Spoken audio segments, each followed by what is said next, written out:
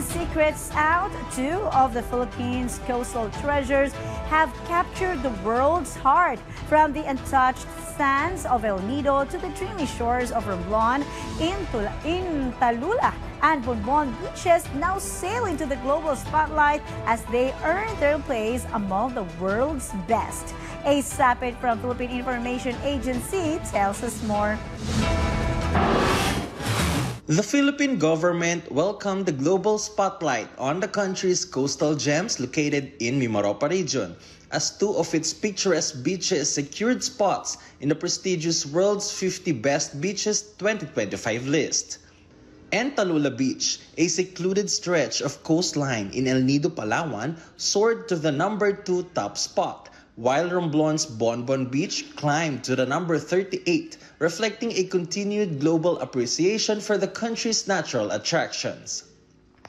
The latest rankings mark an improvement from last year when Talula Beach secured the 4th place and Bonbon Beach the 45th rank. The annual list, compiled by international travel experts and influencers, praised Talula Beach as Palawan's overlooked slice of heaven, citing its dramatic limestone cliffs, serene waters, and exclusivity accessible only by boat.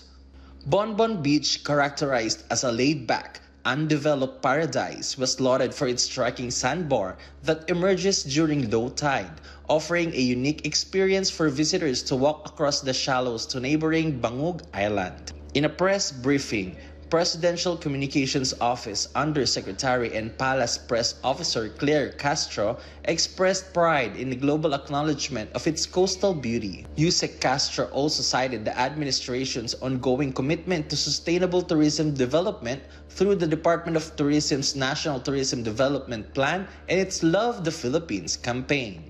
Patuloy ang DOT sa pagsusulong ng sustainable tourism hindi lang para sa ating coastal destinations, kundi para rin sa pag-unlad ng ating mga komunidad at pagtaguyod ng ating national heritage.